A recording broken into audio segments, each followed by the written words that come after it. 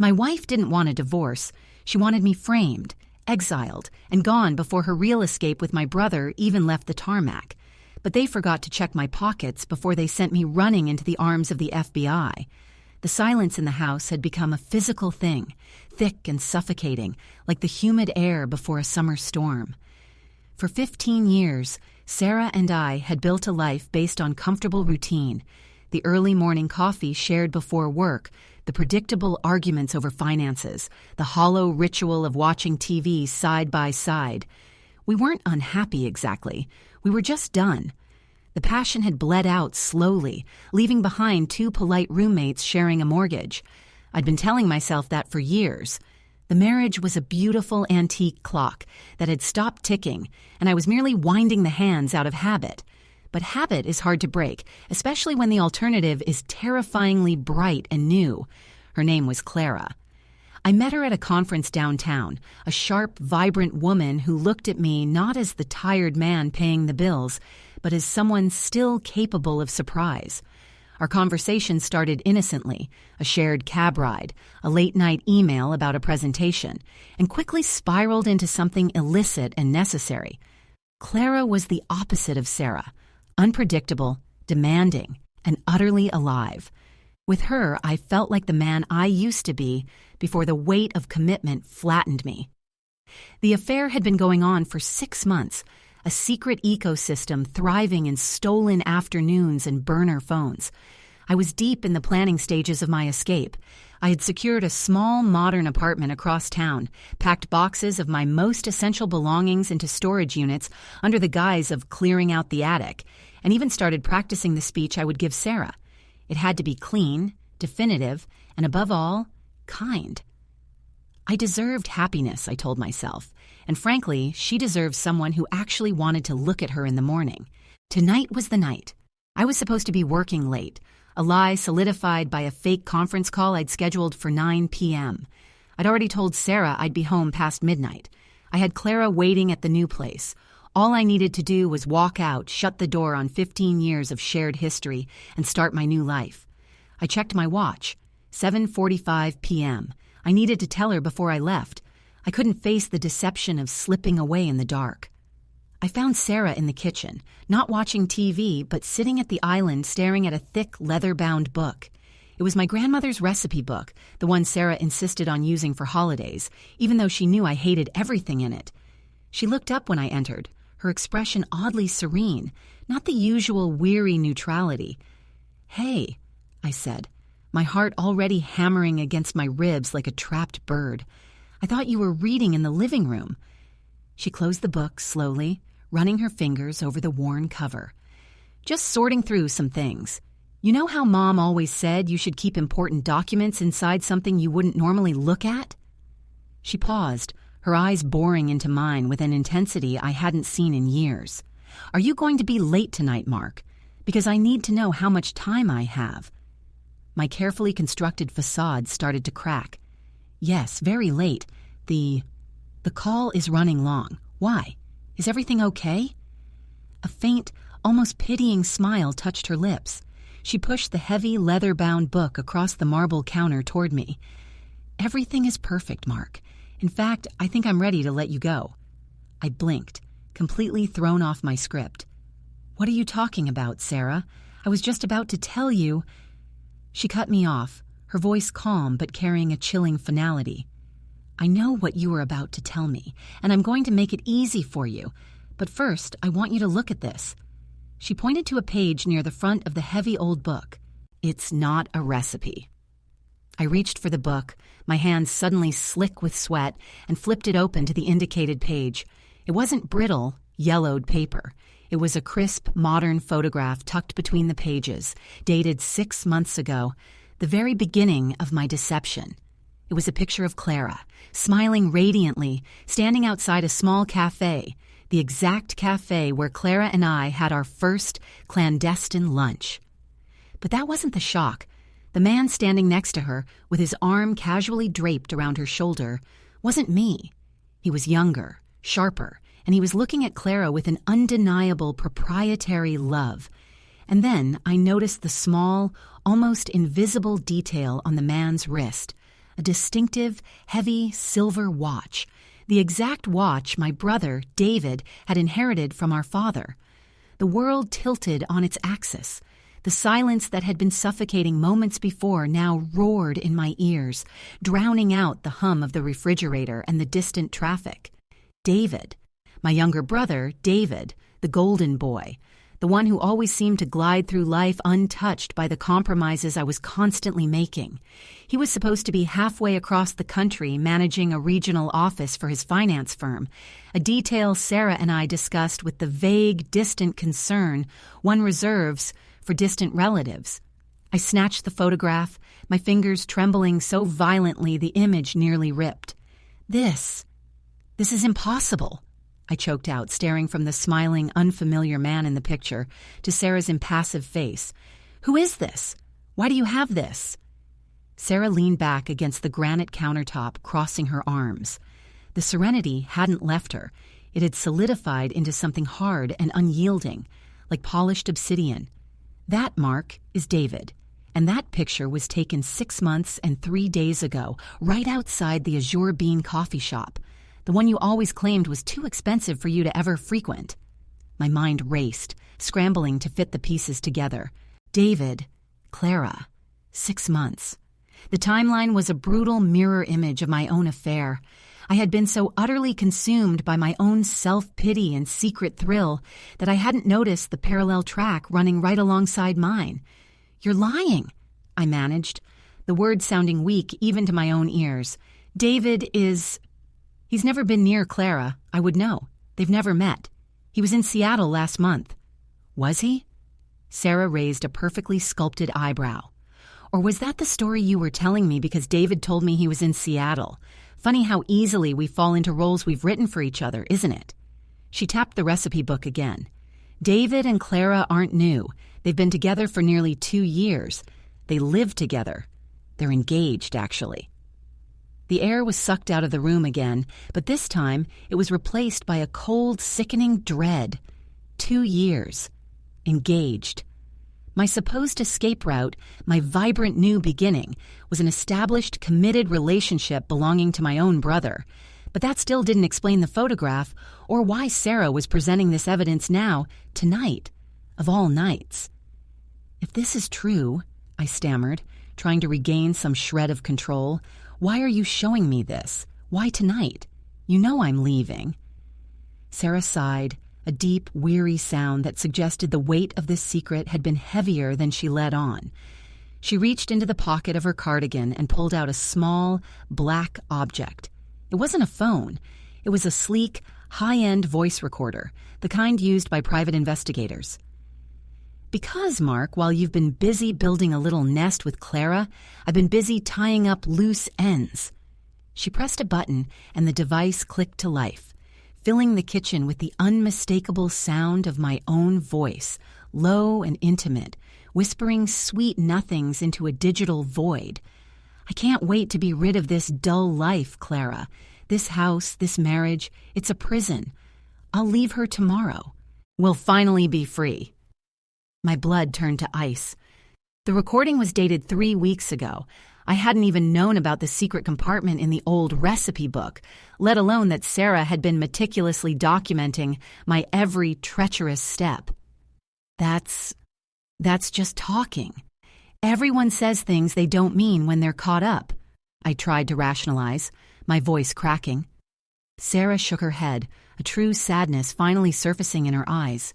No, Mark. It's evidence. And it's not just talking. See, I didn't want to be the cliché wife who cries and throws things when her husband leaves. I wanted a clean slate, too, one that didn't involve years of alimony battles or shared assets. She stood up, finally moving away from the counter, walking toward the dark hallway leading to the stairs. You said you were ready to leave tonight. Well, I was ready a long time ago. That's why I've been so calm.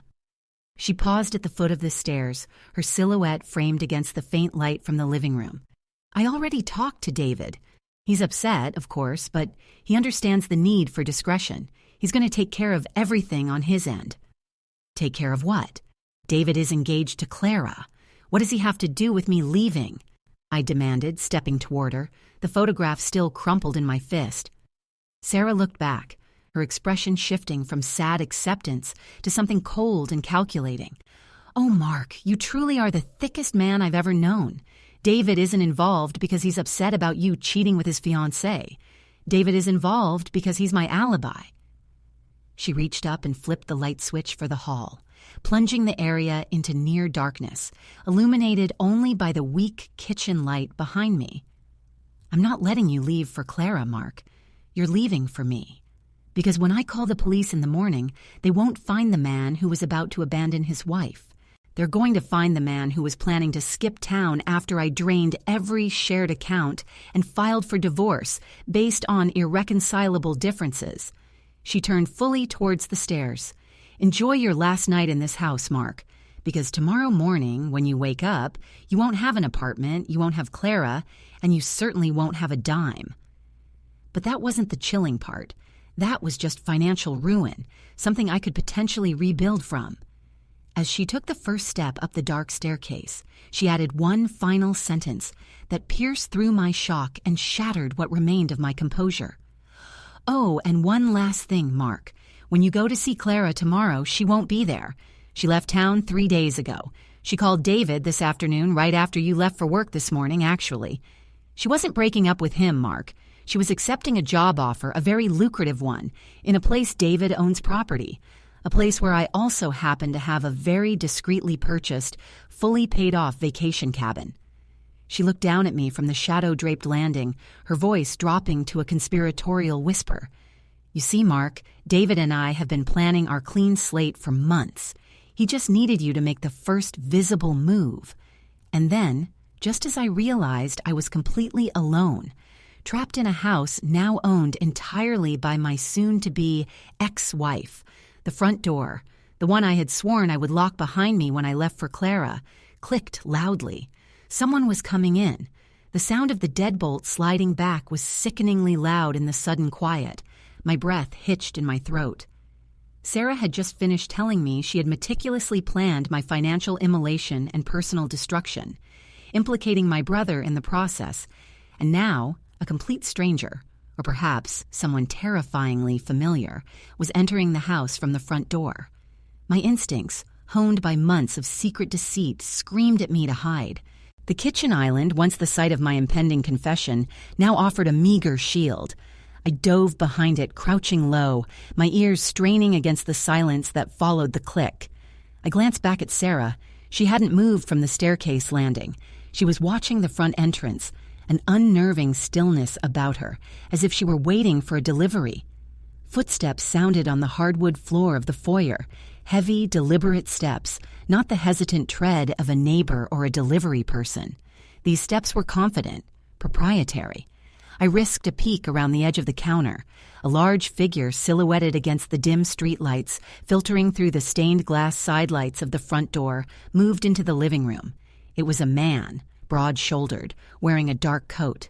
I couldn't see his face clearly, but the coat's silhouette seemed vaguely familiar, too formal for a casual midnight visit. "He's here, Sarah," the man's voice boomed, deep and slightly gravelly. It wasn't David. David's voice was lighter, smoother. Sarah's response was detached, almost businesslike.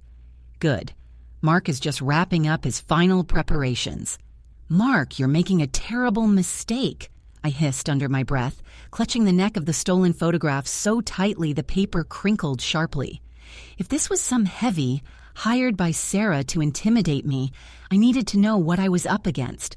The man in the dark coat turned his attention toward the kitchen. "Mark, come out now. We don't have much time. The schedule is tight." My mind raced through every possible scenario. Was this a debt collector? A private investigator Sarah hired to catch me? But why would he be working with her against David, too? The intricate web of betrayal had just gained another, bulkier strand. "Who are you?" I demanded, pushing myself up slightly, ready to bolt toward the back door leading to the garden. The man chuckled, a dry, unpleasant sound. He took one step toward the kitchen island, and as he moved, a sliver of light caught the polished silver of his belt buckle. It was a heavy, stylized initial, a bold K. Suddenly, Sarah spoke from the stairs, her voice laced with triumph. "Mark, meet Mr. Kellen. He's the lead attorney for the firm handling my divorce proceedings. And the good news is he's willing to make this exceptionally clean for me, provided he gets exactly what he wants." Kellen took another step, and this time I saw his face. A man in his late 50s, severe jawline, eyes like chips of blue ice. He looked utterly professional, utterly ruthless. "Your wife has provided us with sufficient evidence of premeditated abandonment and financial subterfuge, Mr. Hayes," Kellen stated, pulling a slim leather folder from his coat pocket. "However, the terms of the settlement are about to become significantly less favorable to you. We've learned you've been diverting funds through offshore accounts. That's a much bigger problem than a simple affair." Offshore accounts? I hadn't opened any offshore accounts. That was David's specialty, complex financial maneuvering. Had Sarah found evidence of his illicit activities and decided to frame me with them? Or was I stumbling into a massive, separate conspiracy entirely? "I haven't touched any offshore accounts," I yelled, taking a desperate step back toward the pantry. "That's David's work. You need to talk to David about that." Kellen stopped dead. His icy eyes narrowed, but instead of anger, there was a flicker of something else. Calculation. He looked up at Sarah, who was watching the interaction with rapt attention. "David Hayes?" Kellen asked slowly, turning back to me. "The David Hayes who has been diligently funneling money out of several shell corporations registered in the Cayman Islands for the last 3 years."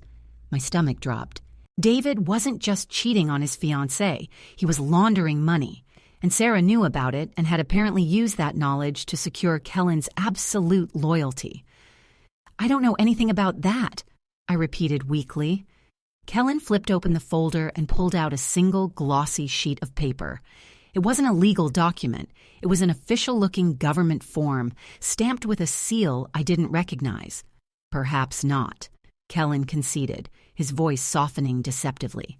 "But this organization does know, and they've been looking for the person responsible for the initial leak of information regarding the internal audit." He tapped the paper. "Your wife gave us your name, Mark. She said you've been complaining about your company's ethics for months. She handed over your personal correspondence files." I stared at the paper in his hand, feeling the walls of my reality buckle. David's dirty money, my impending divorce, Clara running off with my brother. It was all a smokescreen. The real danger, the one that arrived in a dark coat with a government seal, was aimed squarely at me for something I didn't even know I had done. "The charges are serious, Mr. Hayes," Kellen said, stepping closer, his shadow engulfing me. "We can make this go away quietly. We can make it look like you acted alone in the embezzlement, give you a clean exit from the country, perhaps even fake your death. But you have to leave now, before the real authorities arrive." He held out the document, which looked disturbingly like an emergency travel warrant, complete with a grainy passport-style photo that was undeniably mine. "We have a car waiting. Sarah has already packed a small bag for you containing only necessities and a new identity. You need to walk out that front door with me in the next 60 seconds, or you'll be meeting the FBI when they breach the perimeter in 5 minutes. I looked from the travel warrant in Kellen's hand to Sarah, perched like a gargoyle on the stairs, watching her masterpiece unfold. She had destroyed my marriage, hijacked my future, and now she was offering me exile under a new name to save me from a federal crime I hadn't committed, a crime she just successfully pinned on me using my brother's dirty laundry as leverage. I had a choice: face the FBI or run into the night with a predatory lawyer and a government document I didn't understand, leaving behind everything I knew for a phantom life. As Kellen checked his expensive wristwatch and began counting down under his breath, I heard it. A faint, distant wail growing rapidly louder, the unmistakable rising siren of approaching police cruisers. The wail of the approaching sirens sliced through the tense quiet of the kitchen, instantly erasing any lingering pretense of civilized negotiation. The sound wasn't distant anymore. It was closing in, a predatory electronic cry echoing off the suburban streetlights. Kellen's composure cracked for the first time. His eyes darted to the front window, and his voice, previously smooth and controlled, turned urgent. 30 seconds, Mark. This is not a negotiation. If you are here when they breach, everything changes. Sarah walks free, and you take the full fall for the offshore transfers. Do you understand? You take the fall for David's sins. I stared at the forged travel warrant Kellen was still holding out, the supposed lifeline to escape. A new identity. Exile. It was insane. Yet the sight of Sarah, my seemingly mild-mannered, heartbroken wife, orchestrating my professional execution, made the unbelievable seem plausible. She wasn't just ending our marriage. She was disposing of me to protect David, or perhaps to save herself by sacrificing her husband to a crime committed by her future brother-in-law. The bag, I gasped, my voice ragged. Where is the bag? Sarah pointed with a languid hand toward the coat closet near the front entrance. In the blue duffel, right next to David's old golf clubs. You won't need much. The sirens were a deafening crescendo now, suggesting multiple vehicles, not just one police car responding to a noise complaint, but a planned operation. They were coming for the financial fraud, not the domestic dispute. Kellen shoved the travel warrant into my chest. Go, now. I'll create a diversion at the side gate. You run to the silver sedan parked 2 blocks over on Elm Street. Don't look back. I grabbed the handle of the coat closet, pulling it open. Inside, nestled beside a faded set of clubs, was a simple navy blue duffel bag. It felt light, suspiciously light, like it hadn't been packed by Sarah, but by someone who knew exactly what essentials to leave behind for a man on the run. As I snatched the duffel, my hand brushed against something cold and metallic tucked into the side pocket, something that definitely wasn't an extra pair of socks. I pulled it out instinctively as I slammed the closet door shut. It was a handgun, small, heavy, and shockingly real. I froze, the gun heavy in my palm. This wasn't part of Sarah's plan. This wasn't Kellen's professional exit strategy. This was raw, desperate, and terrifyingly personal. Why would Sarah or Kellen leave an unregistered firearm with a man they were trying to frame and send into hiding? "Mark, time's up!" Kellen roared, his voice strained. He sounded genuinely panicked now. He turned and sprinted toward the back of the house, presumably heading for the side gate he mentioned. The front door burst inward with an explosion of splintering wood and the blinding glare of tactical flashlights. A chorus of uniformed voices barked orders. "FBI, freeze! Hands where we can see them!" I was caught in the beam of light, clutching a weapon I didn't own, standing over a kitchen island, looking for all the world like a cornered criminal. My survival instinct kicked in, overriding panic. I didn't know who I was running from, Sarah's corporate cleanup crew, David's money laundering enforcement, or the actual federal agents, but I knew I couldn't surrender holding this gun. I scrambled toward the open front door, dodging the frozen figures of the initial entry team. Keeping low, I burst past the threshold and didn't look toward Elm Street, where Kellen said the car was. I ran in the opposite direction, plunging into the shadows of the neighbor's yard, the heavy duffel bag swinging wildly against my leg. The shouts behind me changed. "Subject fleeing, armed and dangerous, northwest perimeter." I ran blindly, heart hammering, the gun digging painfully into my palm. I vaulted a low hedge and landed hard on damp grass. Ahead, I saw the faint glow of an open garage door down the street, a light signaling that someone might still be awake. Sanctuary? Or another trap?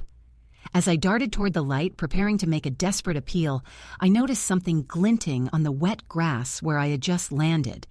It was a small, silver object, a key fob. I snatched it up without breaking stride. It was the fob for a high-end, late-model sedan. Kellen's car. He hadn't planned on going to the side gate. He had planned on leaving me here to be caught while he escaped in the getaway vehicle. I risked one glance back toward my house. The flashing blue and red lights were multiplying, illuminating the street.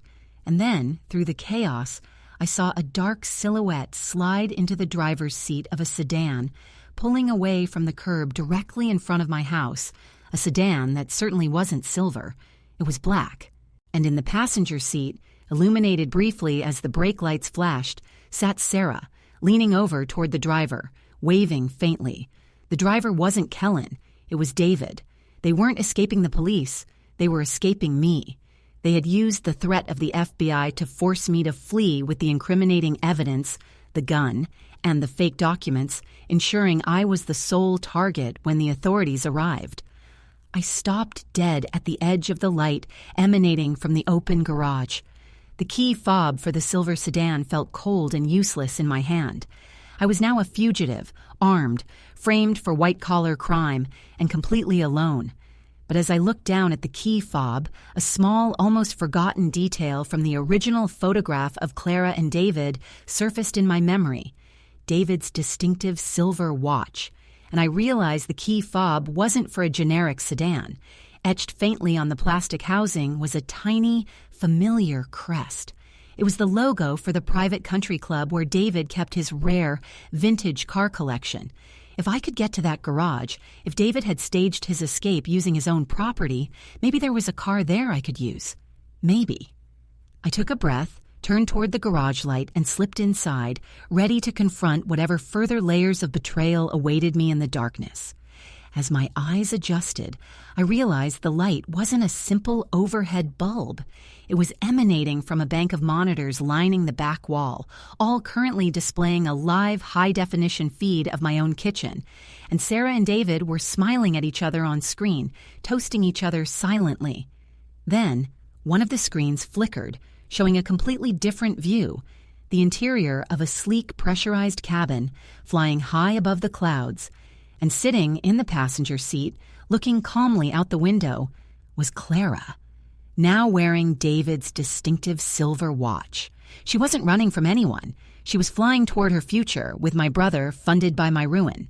The revelation of Clara, David, and Sarah celebrating my downfall on a live feed, miles above the chaos they'd manufactured, was the final definitive break. The gun in my hand suddenly felt less like a threat and more like a desperate insurance policy. I wasn't just a cuckold. I was a sacrificial pawn in a perfectly orchestrated family coup. The garage was vast and dimly lit, smelling of high-octane fuel and fine leather.